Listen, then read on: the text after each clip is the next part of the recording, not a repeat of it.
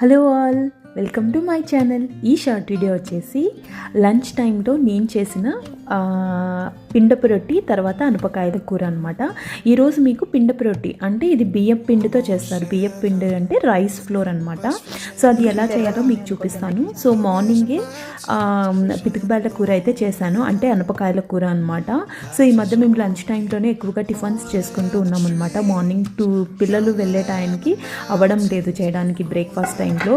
So అప్పుడు ఏదో ఒకటి సింపుల్గా దోశ కానీ ఏదో ఒకటి సింపుల్గా అలా చేసుకొని లంచ్ టైంలో ఏమైనా టైం పట్టేది లంచ్ టైంలో టిఫిన్సే చేసుకుంటున్నాం అనమాట. సో ఈరోజు అయితే నేను అనపకాయల కూర తర్వాత పిండపు రొట్టి చేశాను.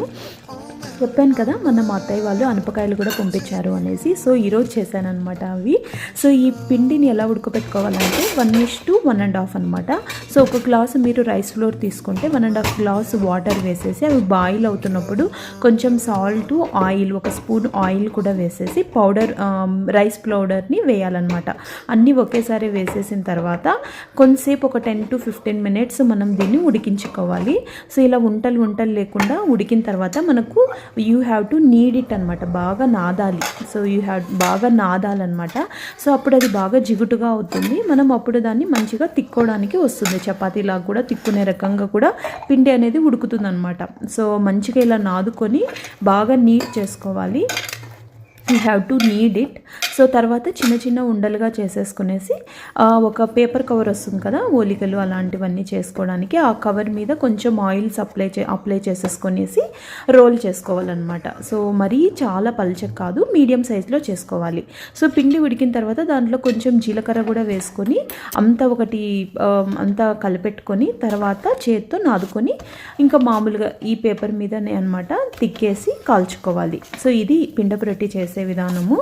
సో ఏమైనా డౌట్స్ ఉంటే నాకు కమెంట్ చేయండి, I will try to clarify. So lunch టైంకి ఇంకా పిల్లలు రాలేదు. పిల్లలు రాకముందే నేను మా హస్బెండ్ అయితే తినేస్తున్నాం అనమాట. సో ఈరోజు లంచ్ అయితే పిండపు రొట్టి. మేమైతే మా అత్తయ్య వాళ్ళు పిండపు రొట్టి అని అంటారు, బియ్యం పిండి రొట్టి కూడా అని అంటారు. సో నాకు కూడా అట్లా అలవాటు అయిపోయింది. సో దీని కాంబినేషన్లో బీరకాయ కూర ఎక్కువ చేస్తాను నేను. సో ఇప్పుడు అనపకాయలు ఉండడం వల్ల ఈరోజైతే ఆ కర్రీ చేశాను అనమాట. ఫైనలీ చేయడం అయితే అయిపోయింది. ఇంకా మా హస్బెండ్కి చేసి నేను కూడా చేసుకున్నాను. సో ఈరోజు మా పిల్లలకి అయితే అంత ఇష్టపడరు ఈ కర్రీ, ఎందుకో తెలియదు. నేను మా ఆయన అయితే వెరీ ఫ్యాన్ అనమాట.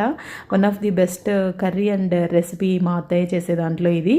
సో సంక్రాంతి టైంలో ఇంకా అనపకాయలు చాలా బాగా ఎక్కువగా వస్తాయి కదా. సో అందుకనేసి ఈ కర్రీ ఎక్కువగా చేస్తుంటాం, అందుకే పంపిస్తుంది మాకు ఇష్టం అనేసి.